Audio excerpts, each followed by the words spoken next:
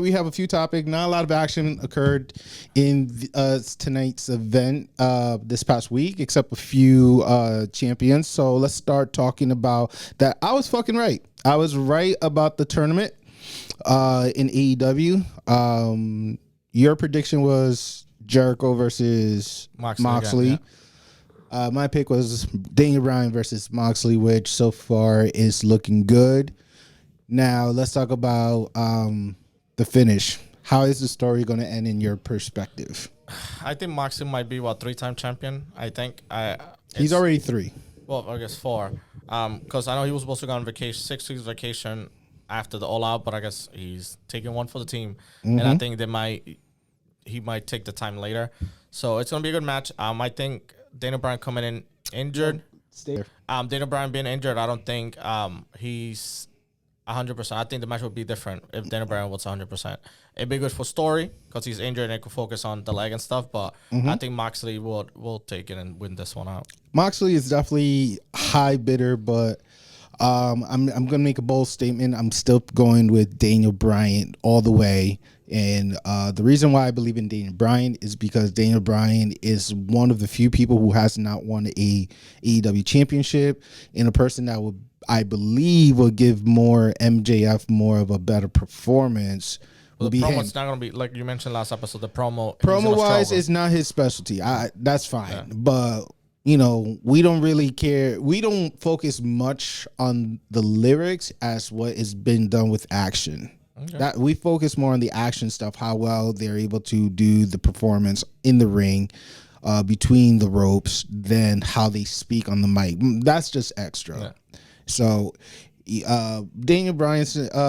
Bryan Danielson is able to talk, but not talk the talk. He just talked. Yeah. So he hasn't been that successful. He's been a good challenger and stuff, but he hasn't. I'm not saying he doesn't have a winning record, but I feel like besides the match he had with Jericho, that's the only way he was able to take it to the limit. Yep. But every other match he either finished on timeout or I feel like he hasn't been able to go the extra mile to like the championship level, that extra plus ultra mode.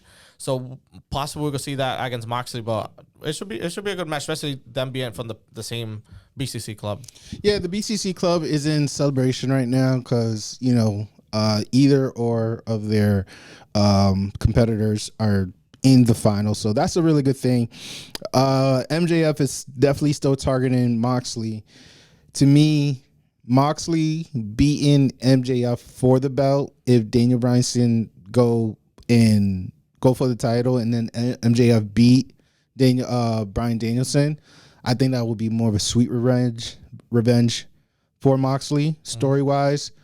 If it's Moxley versus MJF, I feel like they're just rushing it because that's more of a what's the next one? I think it might be Full Gear. Yeah, Full Gear. So that would be my main card. I would like to have MJF champion versus Moxley challenger. Yeah. I'm saying Daniel Bryan, it's not going to be a long time champion. I don't predict that. He wasn't even in the plans because basically they want to see CM Punk to run it, and he did what he did, But yeah, my pick is mostly focused on, MJF being champion, beating Bryan Danielson, who has more of a loser record than Jon Moxley. Yeah. To me, makes sense versus Jon Moxley losing once again to someone. I don't feel talking about the MJF. What do you think about the firm? Do you like it? Care it's the same thing as the Pinnacle or whatever it was called the last time. The Pinnacle. I think it was the Pinnacle. With, the Foundation, whatever it was called. Yeah, they were fine. The name of the one that Bailey is in with Io Sky and Damage Control. Yeah, it's Damage. They changed it. Yeah, it was Control. But now it's Damage Control. So, you know what? Toxic Attraction. Yeah. That's another one.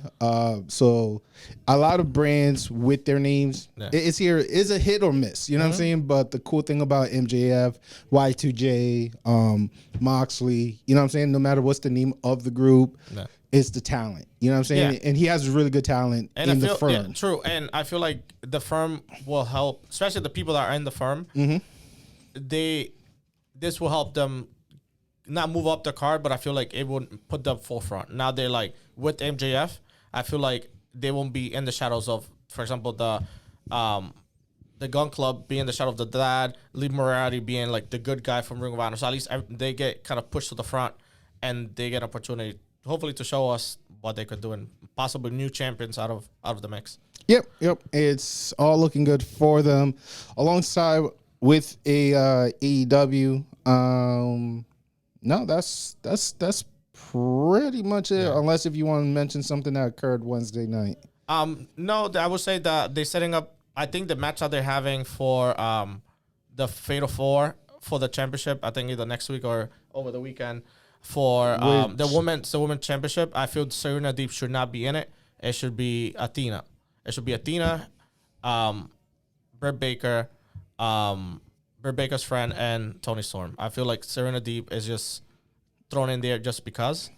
Because I think for the pay-per-view, you have Iraq Kushida, which, all right, you kind of had former champions and kind of two good guys to bad guys. Yep. But I feel like Athena, I don't think she deserves an opportunity for the main title. She lost her momentum. Yeah. She lost her momentum. But I feel like just throwing it there, she could take the loss and wouldn't affect her as much as having the other people in there. I believe that another Fatal 4 doesn't really help them. Mm-hmm. I believe Tony should just continue doing single runs. Or even honestly, 4 is too much. I think triple threat would be perfect for that, especially for that story. But if they're just trying to like hype other people, because I think she's been doing well in Dark, and she's been having winning streak, they're giving her the opportunity, then fine. But honestly, triple threat or single run would be more ideal. Mm-hmm. In making it short and sweet, because the women division in AEW has not been all that. So it's, it is what it is. Any other highlight you want to point out before? No, I will say, what are your thoughts about having Action Bronson being what? It's a great thing. The same thing what they did with Shaq. The same thing what they do with any person who is not a pro wrestler. Mm-hmm. It's good to bring new eyes. Especially, I think, is he from New York? I know of him. I know he does like the food tours and stuff. But Queens, so I guess he's, so they kind of taking, which is smart. Mm. They go into Arthur Ashe Stadium, and it's like in New York. So this like New York guy. And he get basically. And shout out to everybody in the collective club who is planning on going to watch AEW in New York. Yeah, that's great. Y'all a bunch of suckers, because like honestly, I'll be watching it on TV. Me too. Actually, I don't know how he's going to do it, because if he goes to that event, he has a comedy show the next night. The thing is, like, he could make it, but it's gonna be he's going to be exhausted. Yeah. Like, we're talking about Johnny Luca from Legit. He's also a comedian, and he's planning on going to New York and then back to then do his comedy stand-up later that night, like in the next day. So it's like, bro, pace yourself, but that's here nor there. So please be sure to follow us on all of our proper social media, as well as, the podcast, give us the 5-star, the thumbs up, and hopefully you enjoyed what you've been enjoying.